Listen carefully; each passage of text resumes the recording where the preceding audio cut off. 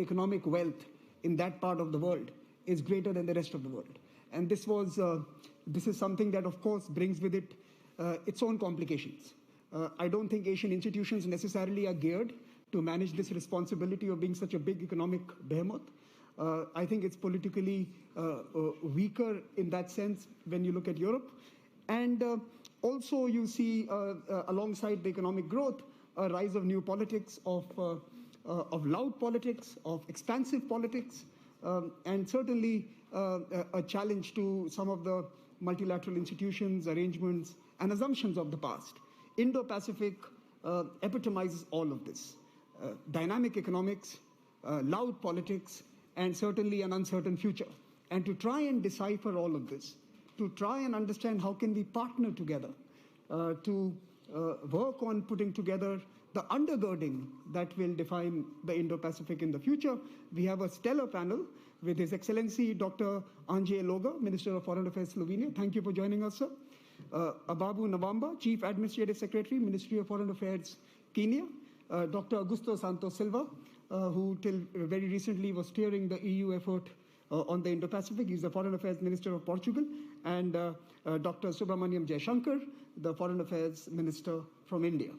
So thank you for joining us for the ORF's inaugural debut at this particular forum. Let me start with you, Minister Loga. How do you see the partnership going forward? We have seen certain progress made in the last 6 months, the Porto Summit, the India-EU Connectivity Partnership. We've seen greater political and economic depth lent to this bilateral or to this group. Under your leadership, under the Slovenian leadership of the EU, what is your vision for this particular relationship?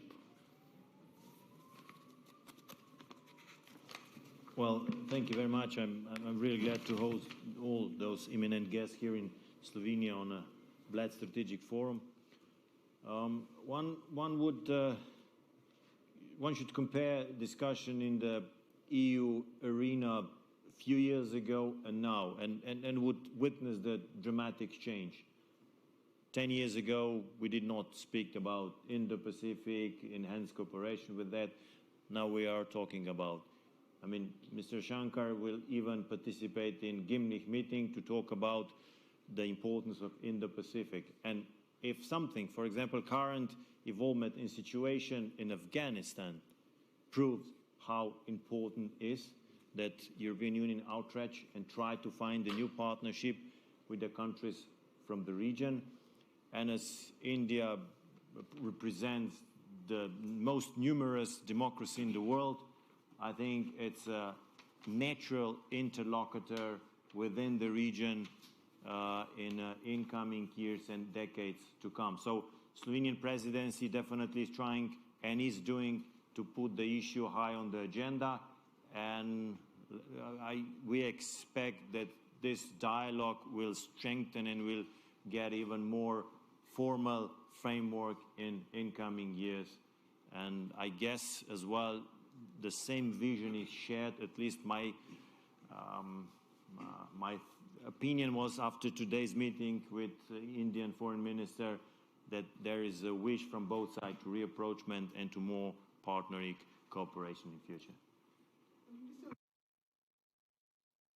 Ask you a slightly important question that many of us sitting in India engage with. We see that a lot of European countries, and certainly even Slovenia, you are part of a 16+1 initiative where China is an important partner. You are also the member of the European Union. The European Union sees China as a strategic competitor. I think your predecessor in the EU leadership had also mentioned it as a challenge. How do you square these two relationships up? Indo-Pacific, in some sense, and the way we engage with it, is to, in a sense, manage the rise and manage the expansiveness of China. And yet here you have this very strong relationship. How do you work with China on the one hand and partner with Australia, Japan, US, and India on the other hand? Well, I don't walk, I talk. You have two, in a way, superpower in the region with the two different systems, approximately the same size of, inhabitants. And I guess, as well, two ways of thinking how to do business. And we all know how China is approaching and how they are dealing with their partners, with their competitors, and with our other superpower. Well, just the previous session we had when a Greek foreign minister said that all thought that in relations with China, when China will develop, evolve, they will sooner or later acquire the way of thinking the democratic world is acquiring. But apparently this proved wrong. They have different vision of how to deal and how to tackle more transactional approach in international fora. Well, I think there in the Indian case, it's slightly different. And here I would refer to I would quote one sentence from the book of Mr. Yashankar, The India Way. I find it very intriguing, very interesting. He said, India is better off being liked than just being respected. And I think that this sentence shows the essence of difference between China and India. Well, I'm an optimist, so I hope that this sentence definitely shows this difference. Ask you one quick question. You had also said... I'm persistent. I want something spicy coming out, but that's my Indian trait. But let me ask you this. You had suggested that Port Koper, if I get the name right, could be an access point for India, in this particular region. How are talks progressing there on that particular front? Have you reached out to the Indians? Have you suggested that as a possible point of entry? Well, we opened this discussion today at our ministerial meeting. We already talked this before. It was a plan during my participation at the Racine Forum, physical presentation to come with a delegation from Port Koper, but unfortunately COVID situation postponed this issue. But you can be sure that from Slovenian side there is determination in order to continue in that sense, as we really see that here we can really enhance our bilateral exchange. We look forward to hosting you at Raisina next year in person. Let me turn to Honorable Nabamba, Chief Administrative Secretary, Ministry of Foreign Affairs, Kenya. So, sitting on the Western Indian Ocean, a very important economy of the continent, how do you view the evolving dynamics of the Indo-Pacific? Is this an opportunity that new actors are going to offer to the continent, or is this a challenge and a threat to the system that is already in place? The economies are booming in that continent before the pandemic. So do you think that it's a disturbance caused the politics and the new partnerships? Thank you, Samir. Let me first of all thank Minister Loga for inviting us here to participate in this 16th Bled Forum on the future of Europe, and specifically this particular conversation on partnerships in the Indo-Pacific. Kenya, of course, is the Indo-Pacific gateway to Africa. And therefore, this is a conversation that is very relevant to our place in Africa, and specifically the Horn of Africa region. And it comes at such an appropriate time for us, just a month before Kenya assumes the presidency of the UN Security Council. So very, very important conversation. Now, the Indo-Pacific, of course, is not homogeneous. Mm-hmm.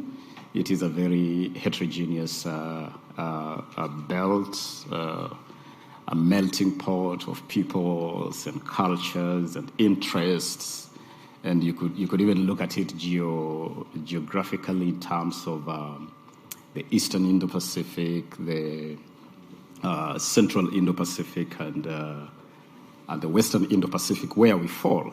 Mm-hmm.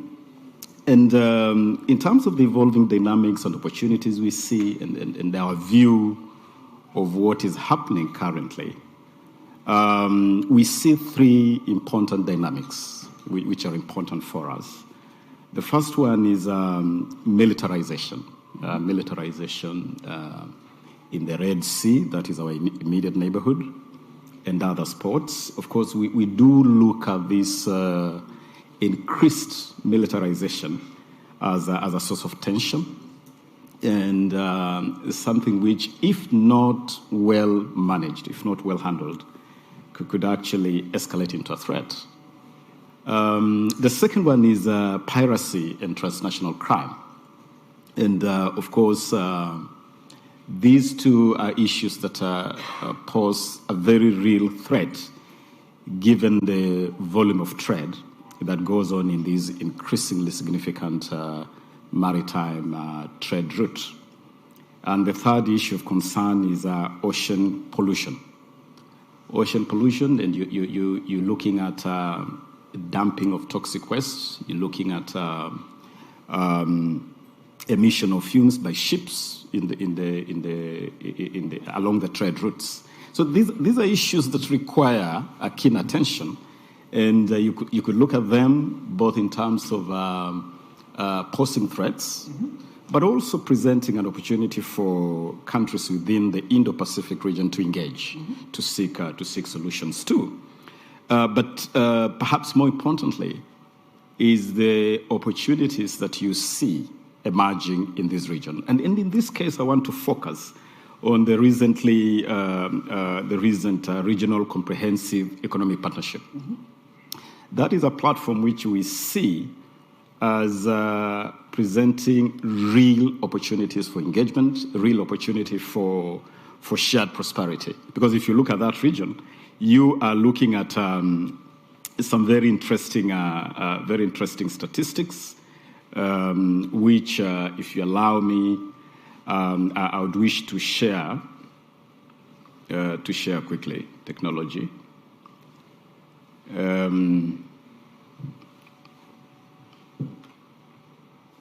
Yes.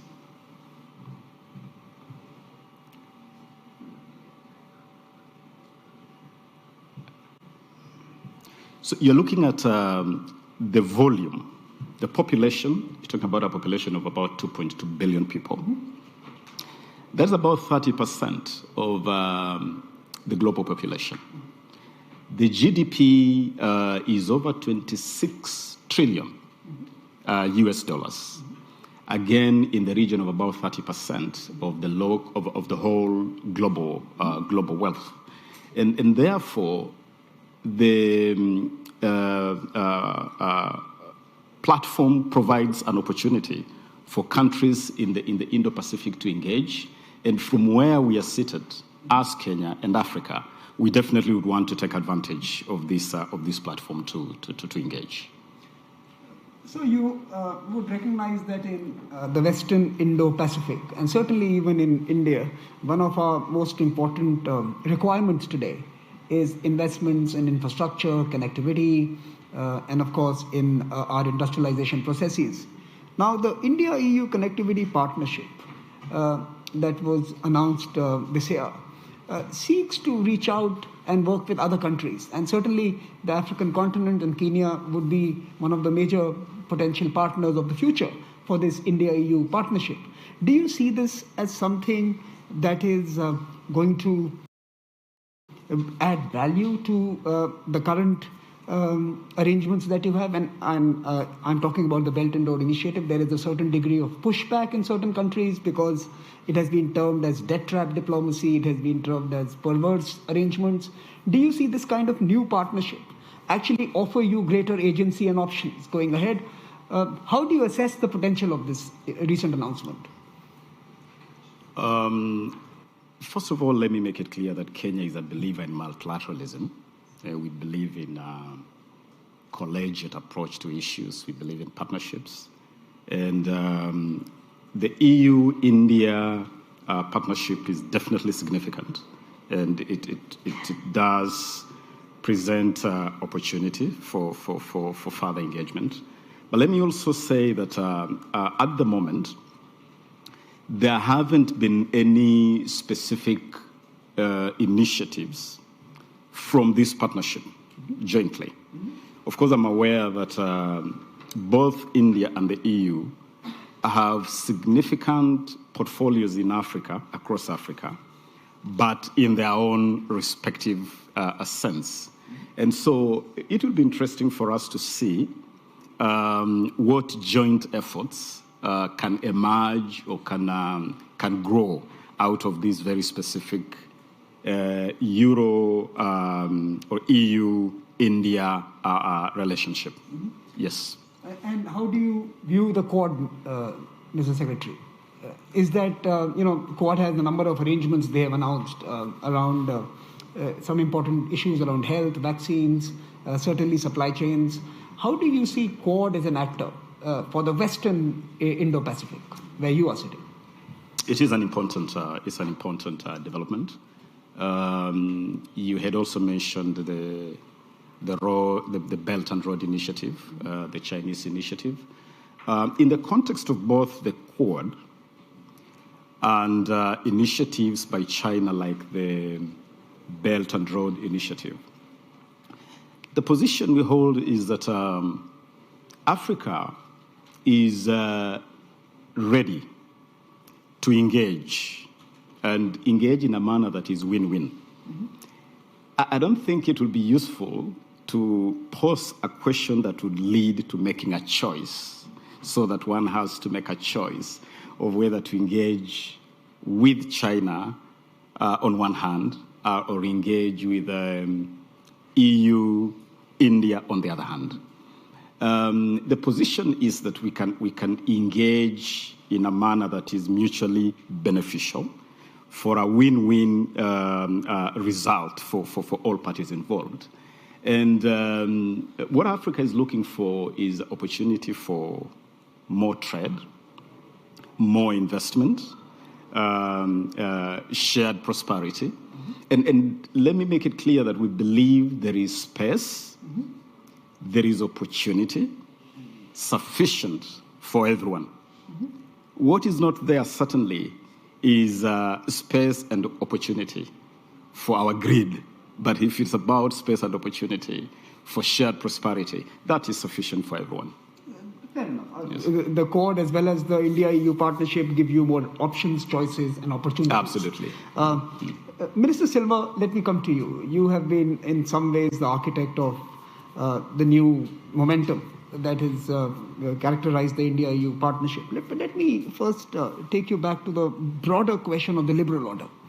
How important is the politics of the Indo-Pacific for the liberal order? And is EU willing to be a political actor to, in many ways, ensure that this political arrangement remains liberal?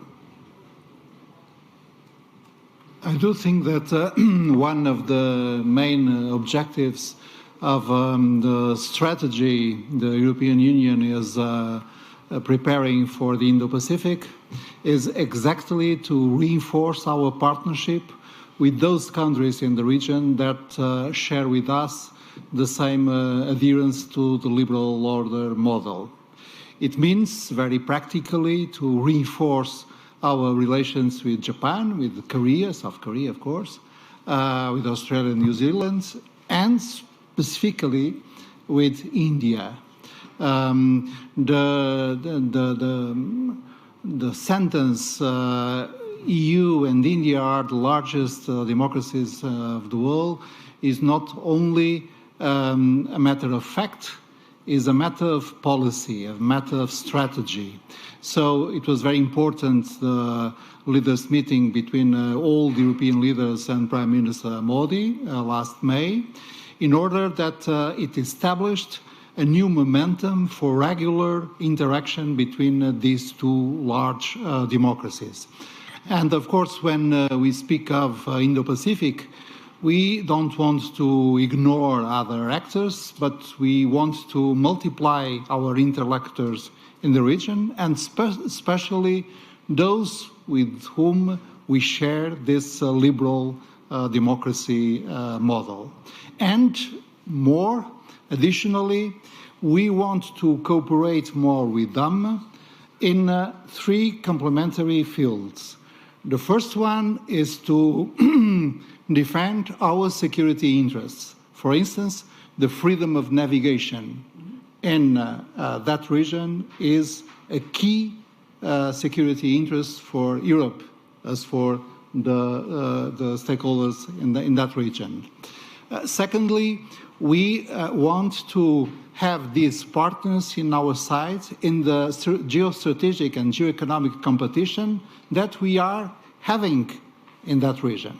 That's why the partnership for connectivity between the European Union and India that was signed in Porto is so important to develop to improve the connectivity, meaning the connectivity in terms of human mobility, in terms of digital communications, and in terms of transport infrastructures and so on. And finally, last but not least, because we have in those countries partners to cooperate with other regions in the world, namely with Eastern Africa. So it is very important, and it is one of the main aspects of the Porto political declaration between the two entities, European Union and India, this commitment of both entities to cooperate more between them in terms of mutual cooperation with third parties in Africa. So you are perfectly right. There is a political objective, there is a political goal and the political rationale in this in this wording of our relation to that region in terms of European strategy for the Indo-Pacific region. And the word Indo, related to India, is crucial for the definition of that strategy. Mr. Minister, we have seen the deployment of the word values of defending the liberal order used quite liberally all across the world. What do you think Afghanistan does to the credibility of that project?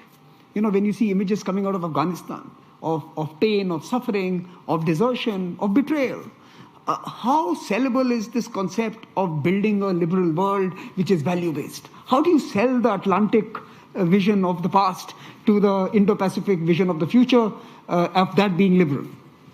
Well, we have lessons to learn from our own experience, and by 6 o'clock we will begin a very important and I guess difficult discussion among the Ministers of Foreign Affairs of the European Union exactly on this and on the latest experience in Afghanistan. But I would suggest that the best way to deal with this is to renounce to phrase this approach as an Atlantic view. Why the liberal order is an Atlantic view? Why is not an Indian view?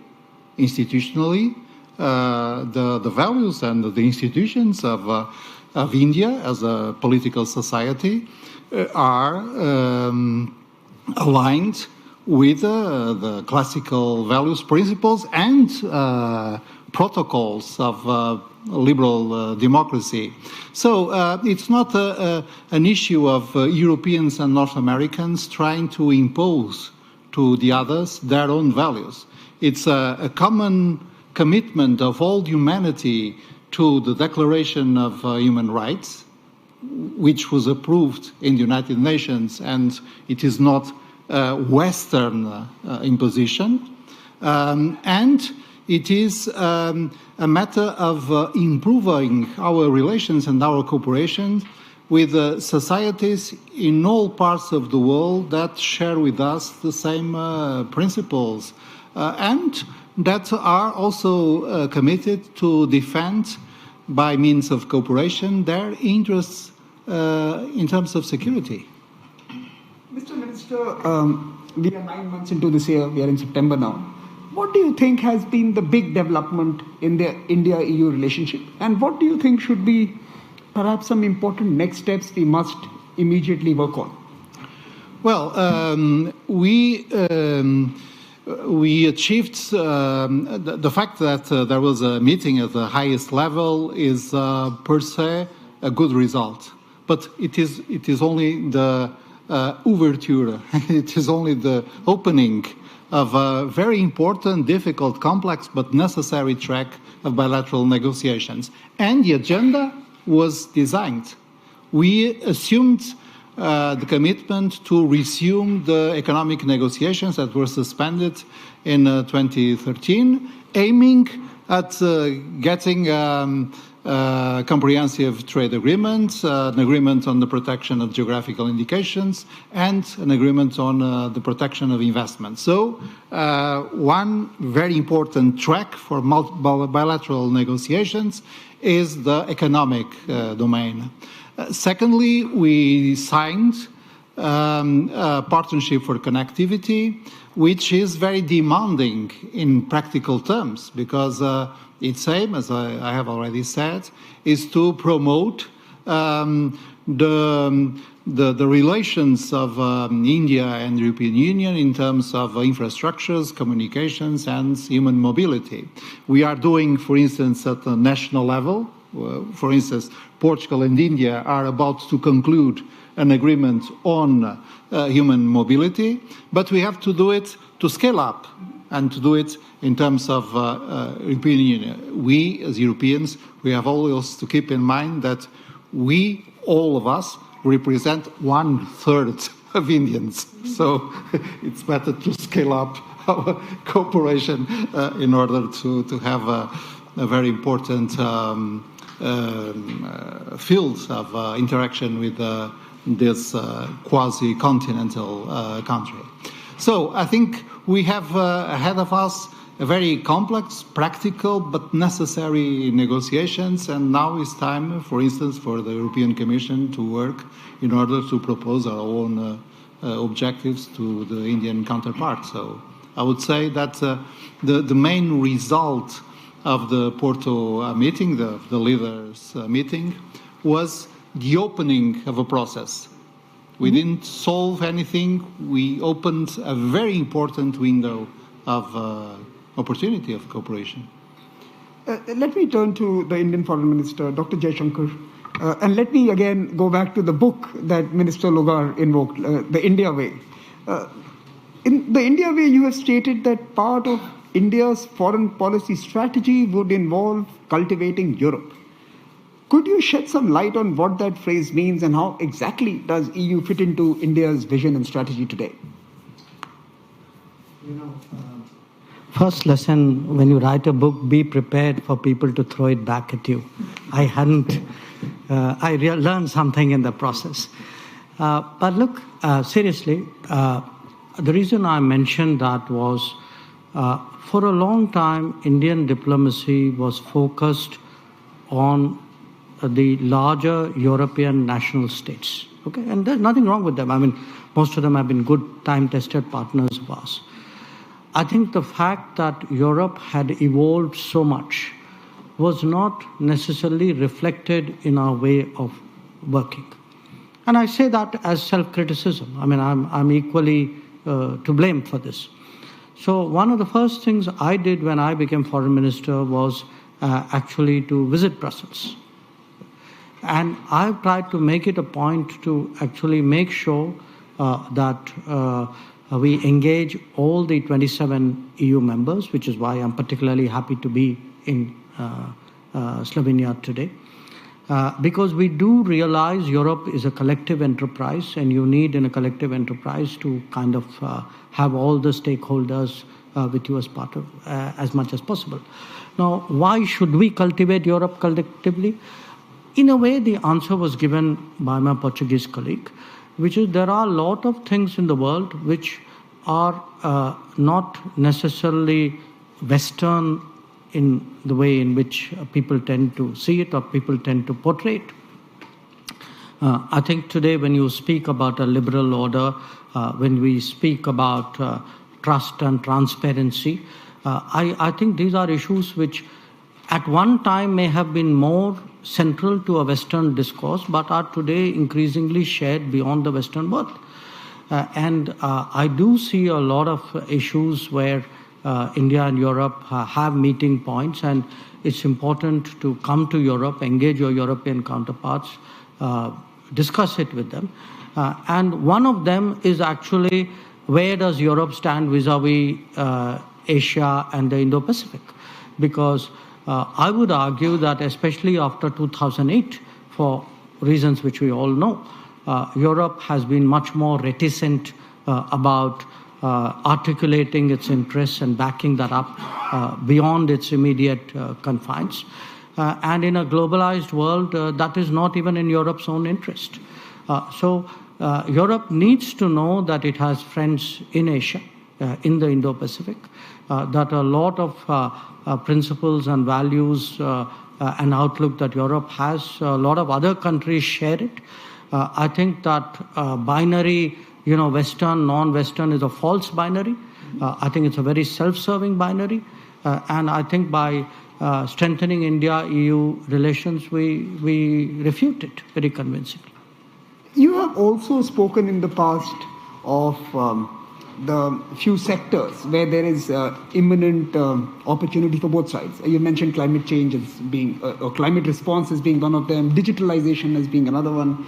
How do you reconcile the differences within the EU in terms of the way they want to move their technology decisions?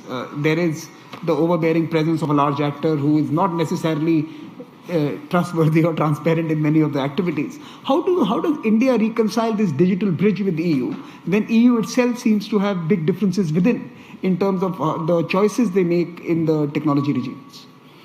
Look, it's not India's responsibility or India's capability to solve EU's problems. That's for EU to solve. It is natural if there are 27 countries in a collective, you will have a spectrum of views and interests.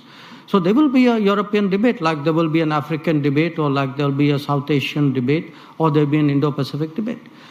I think what is important for us is whether the net result of that is an outcome with which India is comfortable as a basis of a partnership.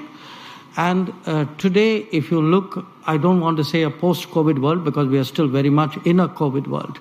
What has the COVID world done? COVID world has raised fundamental issues whether the current globalization model is the right model. The word strategic autonomy, which used to be heard politically in India decades ago, is today heard in Europe, economically. Okay. Today, issues of trust and transparency, reliable and resilient supply chains. These are the terms which the COVID world has spawned. And I think it's important in a world where all of us have expanded our perception of national security to cover something more than, a kind of a military, political, physical, intelligence security, to a larger sense of well-being, vulnerability. In this world, I think societies who are, in a sense, democratic, who are market-based, who are open, who may have their own debates, and we may not always agree. I do think that there is a kind of a new basis for conversations which are coming out in a COVID world. Today you are pointing at India and EU, but I think it applies equally to India and Africa, and presumably to Europe and Africa as well.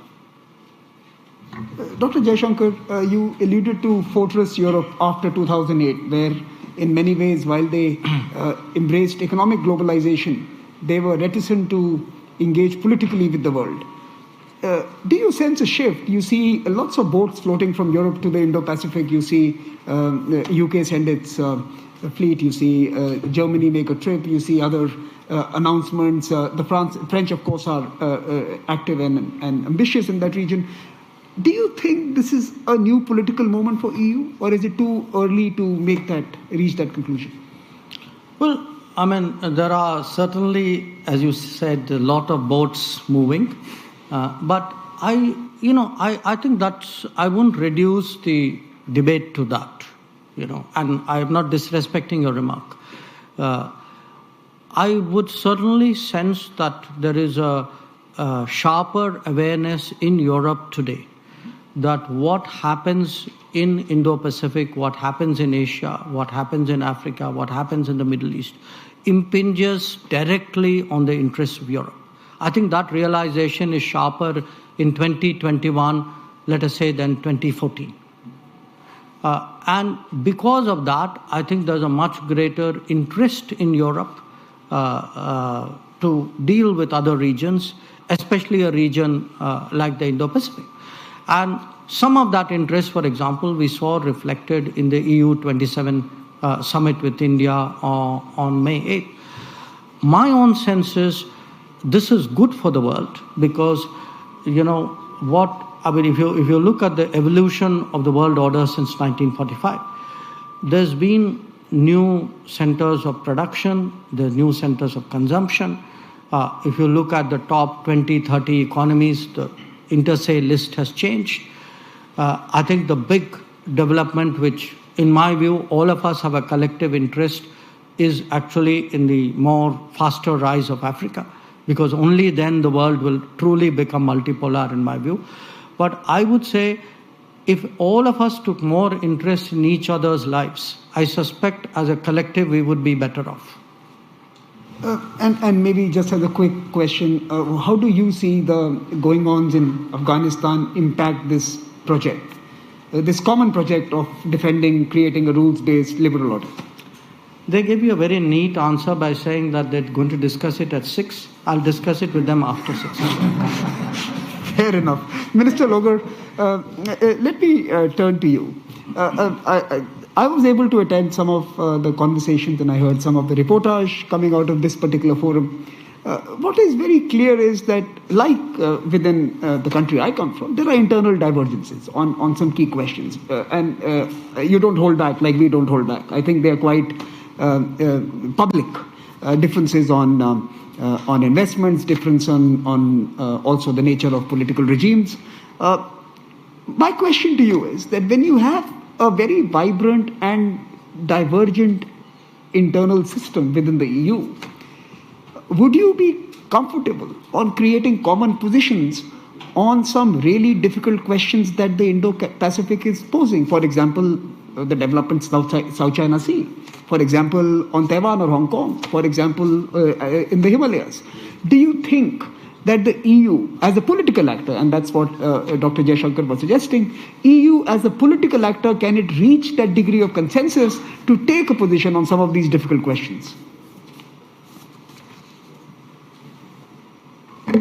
Well, Europe is in a system that is sui generis and it has its own goods and bad things. So there are 27 member states, and in some area we have, let's say, communitarian system, and some system we are working and performing like independent state. Well, in foreign and security policy there is unanimity required, which means that sometimes it's a bottleneck to adopt a bold decision on regarding, let's say, international relation.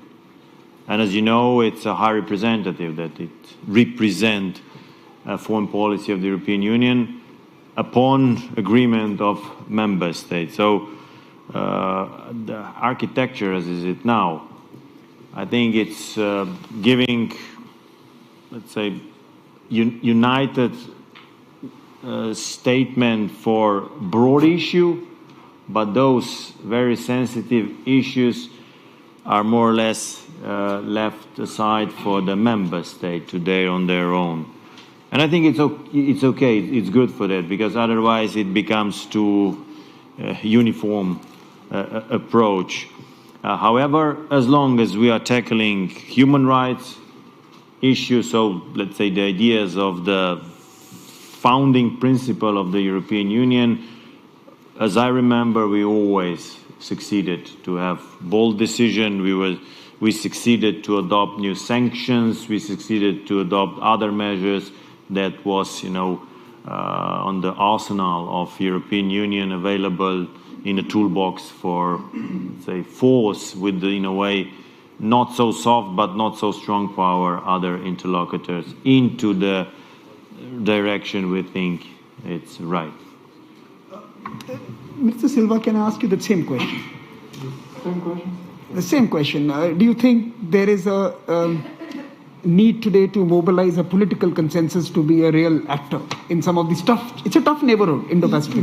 Yes, I do think that consensus and its consequence, the unanimity rule, is a factor that can enforce European positions. When we agree at 27, we have a legitimacy and we have a capacity that none of us could have if it acted individually. But this is a coin with the two faces, and the other faces of the coin is that we have morally and politically, each of us, the duty to contribute to a consensus.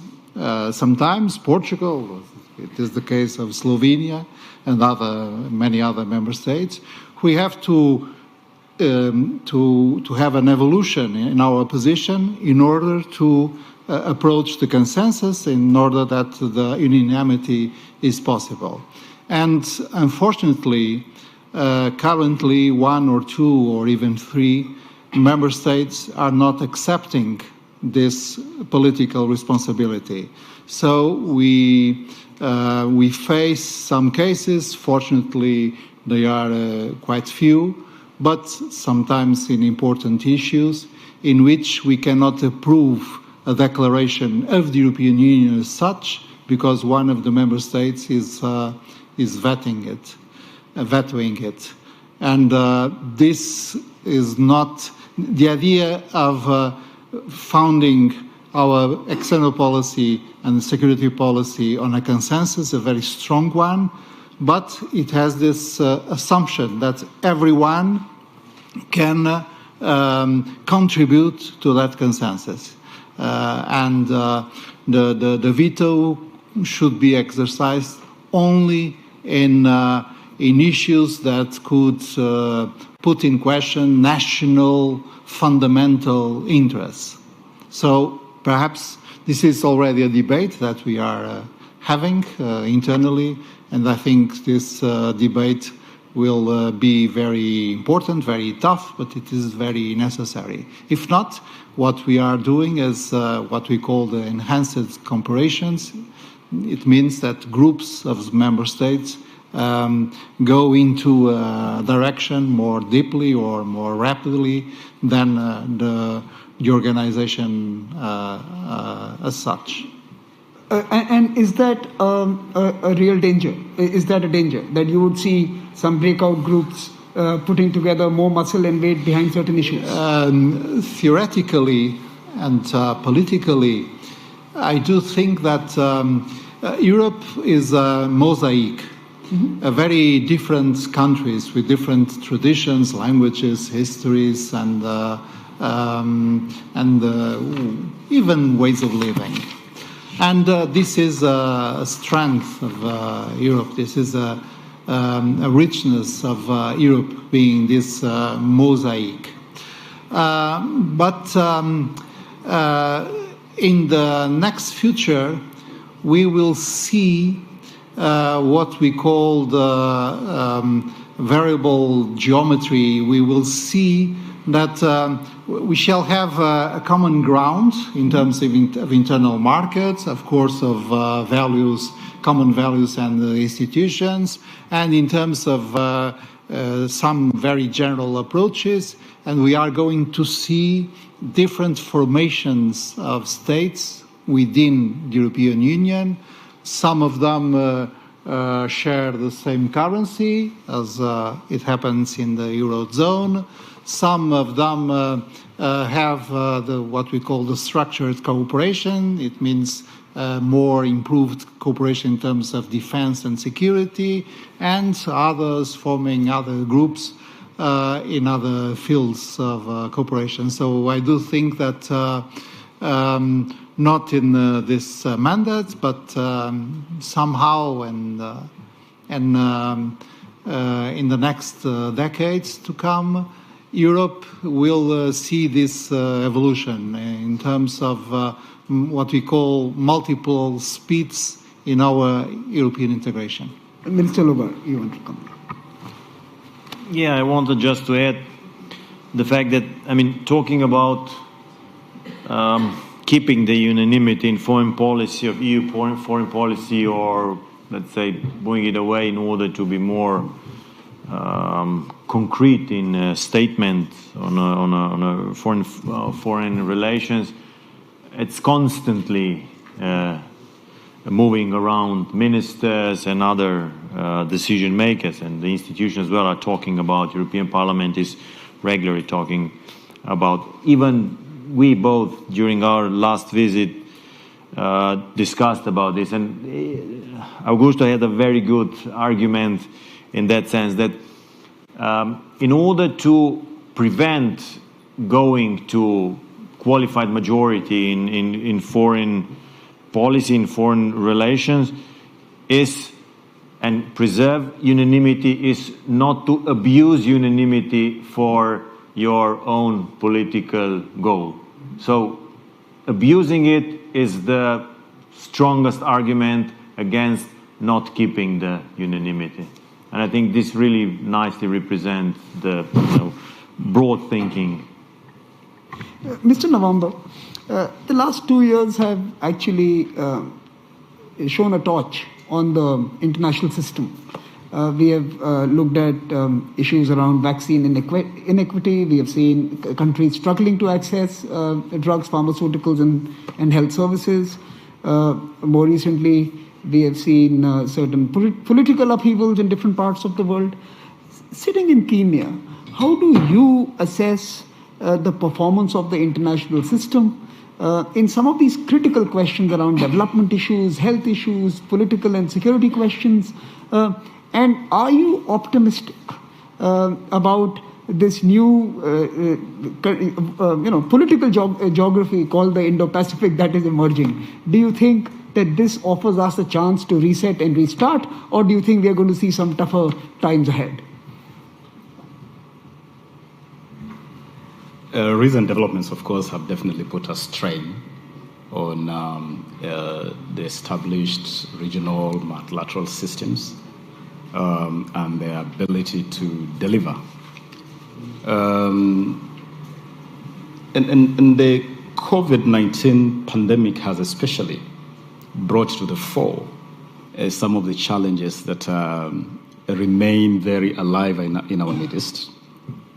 Take the challenge of unhindered or free access to vaccines, for instance, which has really demonstrated the inequalities that still exist. And sometimes we forget when faced with an existential threat such as the COVID-19 pandemic, we forget that limitation in any part of the world is actually a risk to the whole world. And therefore, it is a lesson to the world that we need to do more together. And we need to strengthen the systems we have put in place to deliver on some of these promises. Now, do we have faith in the evolving architecture, if I would call that architecture of the Indo-Pacific, to be a platform to provide answers to some of these challenges? I would say certainly yes. I said at the beginning that this is an area of an amazing constellation of diversity in terms of cultures, peoples, countries at different levels of development. Yet there is also a very strong shared history and certain values that, if given prominence, can bring this region together in a very strong way. And certainly, therefore, we see the emerging cooperation around the Indo-Pacific as a good opportunity. And that is why, as Kenya, as Africa, we definitely want to play a prominent role and ensure that we achieve the aims of this agenda. And specifically, there are certain things that we'd want to see happen quickly. Some of the measures that we are putting in place in Africa, for instance, I'll mention in this regard. the Africa Technology, the Africa Maritime Technology Cooperation Center, which is located in Mombasa, Kenya. It's an important platform for working on the question of maritime security and some of the challenges that I mentioned earlier, ocean pollution. We can build partnership around institutions such as that to deliver solutions that we know that if solved can unleash incredible growth in areas like the blue economy, for instance. Kenya has also put in place recently a Coast Guard as part of efforts to strengthen the whole agenda of maritime security, to deal with the challenge of piracy and transnational crime. These are areas of cooperation. And now we are already doing a lot with the European Union. We are already doing a lot with India. And all these present an opportunity definitely for us to do more together for the shared prosperity of this whole region and the world. Dr. Jaishankar, let me come to you as we close this first segment, the 1 hour segment with the ministers. End of the day, any partnership, any arrangement, any coalition is judged by its performance. What do you think are the key deliverables that this partnership, this collective has to produce, has to deliver to countries and regions and communities to be counted? Otherwise, it's just a talk shop and a panel discussion. Which partnership? India-EU partnership, specifically. Partnership has definitely economic deliverables. I think it has a connectivity deliverable. Certainly, it has a values and outlook deliverable. It has a political deliverable. I think right now everybody is a little cautious laying out positions on Afghanistan, but I think on issues like that, there will be consultations and there will be sort of positions which people would try to develop, if not in common, at least in some kind of coordinated form. Because at the end of the day, all of us have visions of the world which reflect our values at home. I think those which converge more will tend naturally to gravitate to each other and to work with each other. So I do think, that this relationship will have milestones as it keeps unfolding, which you can say, okay, on this issue, these decisions came out of India-EU confabulations. So I think that's a good segue to close this particular segment. There are economic deliverables, there are political deliverables, and then there are value deliverables that the India-EU partnership, especially in the Indo-Pacific context, must be appraised through. And let me thank the ministers. Please join me in applauding their interventions this afternoon. And thank all of you for joining us. I can request the ministers to leave the stage and continue with their schedules and programs. And we will move to the next segment where we will be joined by experts and practitioners, Ambassador Keshav, Ms. Chankarova, and Dr. Twining. So, ministers, please.